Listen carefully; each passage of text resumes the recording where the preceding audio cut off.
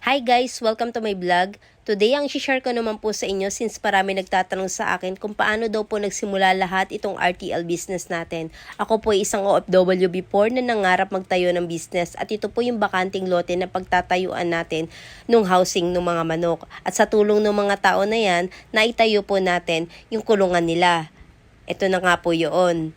Ito yung pinaka-housing nila, naitayo na nila yung balangkas. Then after pong maitayo yung balangkas, na kumpleto na yan, nalagyan na rin ng bubong, nalagyan na rin ng gate, at paikot na rin po yung pinakabakod niya. After po nyan, habang hinihintay namin ng kapatid ko yung in-order namin na kulungan ng mga manok, sinimulan na po namin linisin tong area. Makikita nyo po dito, meron siyang samyento sa gitna, yan po yung pinakadaanan namin. At sa magkabilang gilid, yan po namin ilalagay yung kulungan.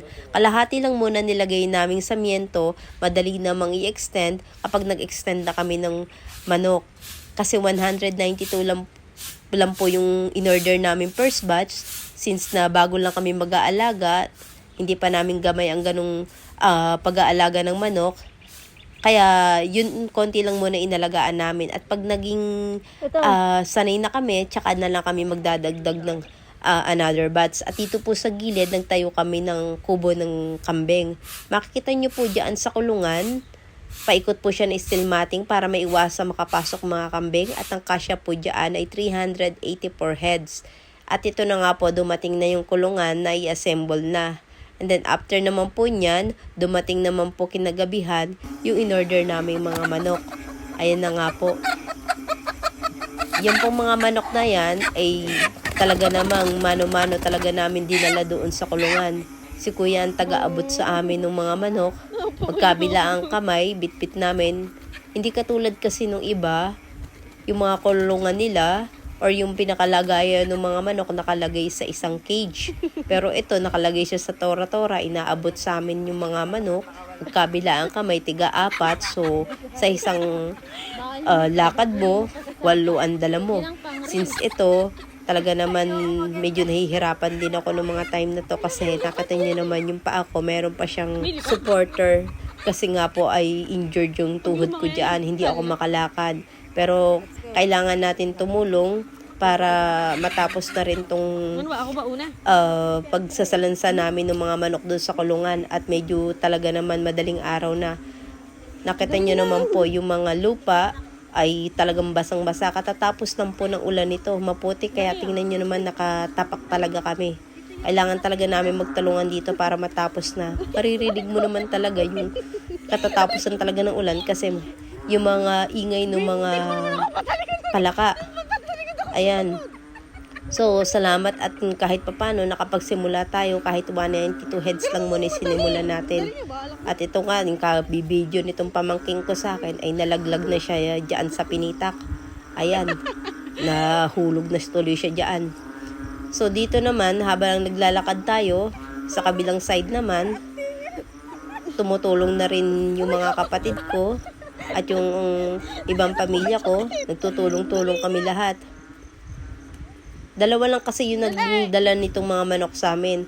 So, yung isa, taga-abot sa amin ng mga manok na dadali namin dito sa kulungan nila. At yung isa naman, nakaabang na siya doon sa kulungan. Siya yung taga-kuha sa amin ng mga manok, taga-lagay ng mga manok doon sa kulungan.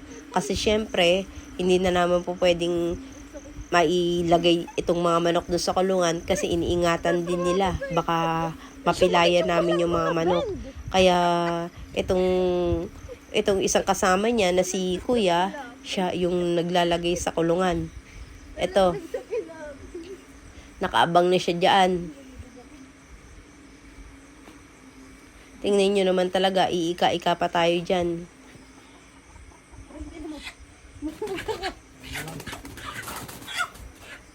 Malamok na nung mga time to. At natapos kami dito around 1 o'clock AM na.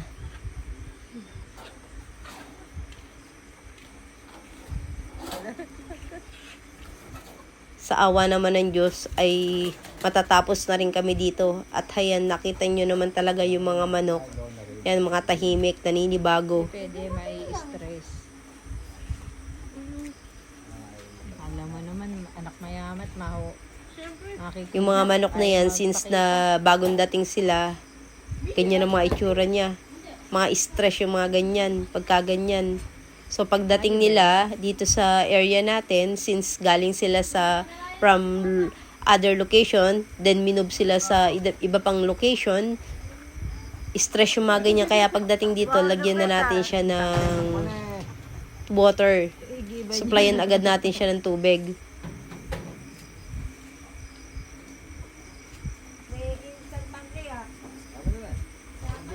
Pagkatapos nating masupplyan niya ng tubig, siguro kinabukasan, ang ilagay naman natin sa kanila ay lagyan natin sila ng Betracin Gold.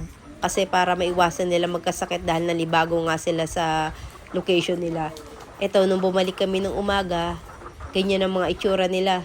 Tingnan nyo naman, talagang naninibago. Kahit naman ikaw, pag lumipat ka sa ibang location, talagang maninibago ka. So, nangingilala pa sila. Hindi pa sila sa mga sanay sa mga taong nakikita nila. Nai-stress nga, nakita ka eh. Abay, nai-stress din yan. Tingnan mo nga, oh. Nangangamuhan eh.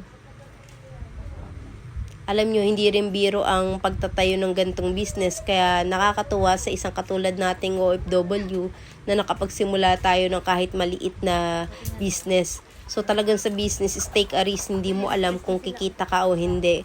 Kaya no mga time na to, talaga naman, hindi lang talaga lakasan ng loob ang kailangan mo. Kailangan mo rin talagang mangalap ng mga information tungkol sa pag-aalaga nito para hindi ka malugi, maalagaan mong mabuti.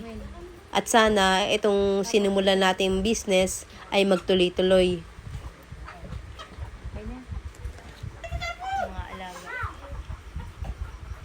Nakakataba ng puso na kahit sa ganitong maliit na business lang, nakapagsimula tayo.